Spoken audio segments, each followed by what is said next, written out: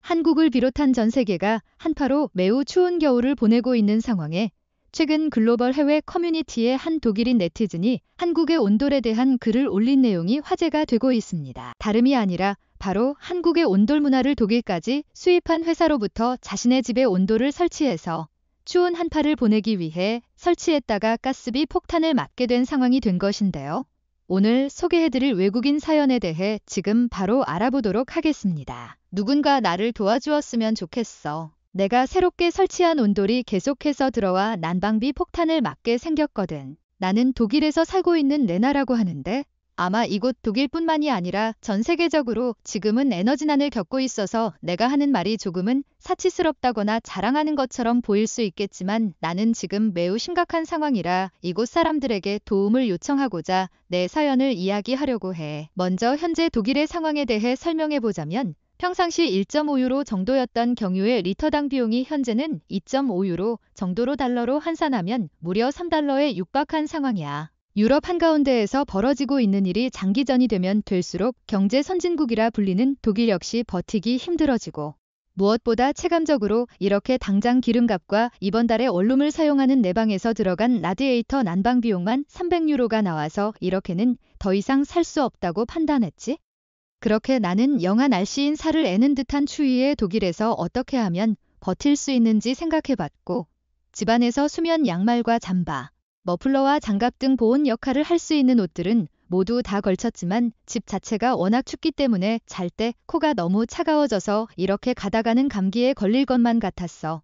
말 그대로 공기 자체를 따뜻하게 바꿔줘야 했던 것인데 나는 작은 휴대용 히터를 아마존을 통해 구입했고 그렇게 히터 앞에서는 따뜻한 것처럼 느꼈지만 히터를 머리에 두고 틀어놓은 채 잠을 자면 오히려 건강에 너무나도 좋지 않았고 공기 자체가 탁해졌었으며 무엇보다 위험해 보였어. 히터 다음으로 생각한 방법이 장판이었는데 전기장판의 강도는 2단계까지 있었고 1단계에서는 전기장판 역할을 하지도 못할 수준의 열기만이 작동되었고 2단계 역시 등 전체가 따뜻하다는 느낌은 받지 못해 절망스러웠어. 그렇게 독일 문화로는 난방 시스템을 기가 막히게 제공해줄 수 있는 방법이 없다는 것을 깨닫고 나는 다른 선진 국가들은 어떤지 살펴보았다가 일본과 한국 이 두 나라가 눈에 띄어서 코타츠라는 일본의 문화와 온돌이라는 한국의 문화를 내 집에 도입해보는 건 어떨까 생각했지. 프랑크푸르트에서 일하고 계시던 부모님에게 선택을 도와달라고 이야기했는데 워낙 바쁘시다 보니 내게 두 나라 모두 선진국이고 한국인들이 만든 제품이면 믿고 사용해도 될 테니 더 따뜻한 난방 시스템을 선택해라고 이야기해 주었는데 과거 이곳 독일에는 한국인 간호사들을 비롯해 많은 노동자들이 성실한 모습을 보여주며 독일 경제 발전에 힘을 보탠 적이 있어서 한국인들의 성실함은 독일인들 사이에서도 인정받고 있어 나는 온돌 문화에 대해 더 관심이 가게 되었어. 그렇게 나는 온돌을 설치할 수 있도록 이곳 베를린에 위치한 회사들을 알아보았고 견적을 부탁한 뒤 설치 방법과 구조에 대해 알아보다가 건식 난방과 습식 난방이라는 설치 구조 자체가 조금 다른 방식으로 내게 제안을 해주었는데 건식과 습식의 차이는 시멘트 몰타를 사용하느냐 마느냐의 차이였고 건식의 경우 시멘트를 사용하지 않으니 친환경적이라고 업자들이 이야기해 주었는데 난방비를 절약할 수 있는 것은 습식 난방이었고 그 이후로 습식 난방은 한번 바닥이 데워지면 온기가 오랫동안 유지되기 때문이라고 해. 나는 당연히 습식 난방을 택했고 2주라는 시간에 걸쳐 친구 집에 머물면서 내 방 하나에 온돌을 설치한 뒤 바닥 전체가 따뜻해지니 침대에서 내려와 바닥에서 잘 정도로 온몸이 포근해지는 느낌을 느끼고 만족도 높은 한국 기술력을 경험할 수 있었는데 문제는 온돌이 설치되면서 신세졌던 자취방에서 생활하는 내 독일인 친구가 내 집에 방문해 온돌을 경험해 보더니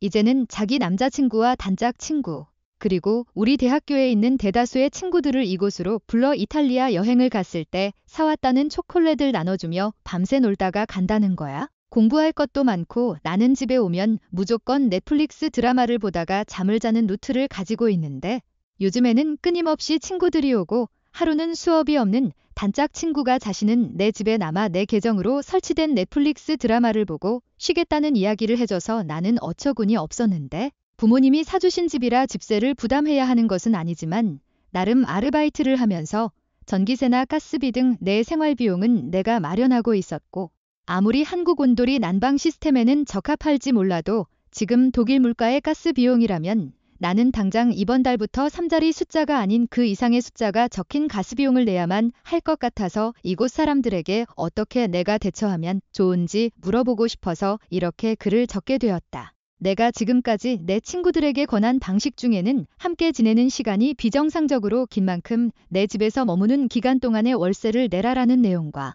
내가 집에 있을 때는 온도를 틀고 함께 지내는 것이 가능하지만 내가 없는 내 집에서 온도를 최고치로 틀어놓고 내 과자를 먹으며 내 계정으로 넷플릭스 보는 것에는 돈을 지불해라라는 말까지 해보았는데 친구들끼리 그런 게 어디 있냐며 아직도 내 친구들은 농담이라고 생각하며 나도 더 이상 말을 꺼내지 못하고 있어.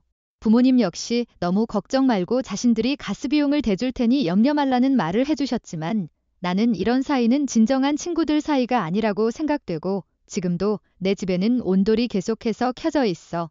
누군가 내게 도움을 주면 좋겠다. 한국 온돌 기술력이 발전되면서 이제는 유럽과 미국과도 같은 선진국가에서 한파를 경험하는 사람들이 온돌을 도입하려는 모습들을 보여주고 있는데요.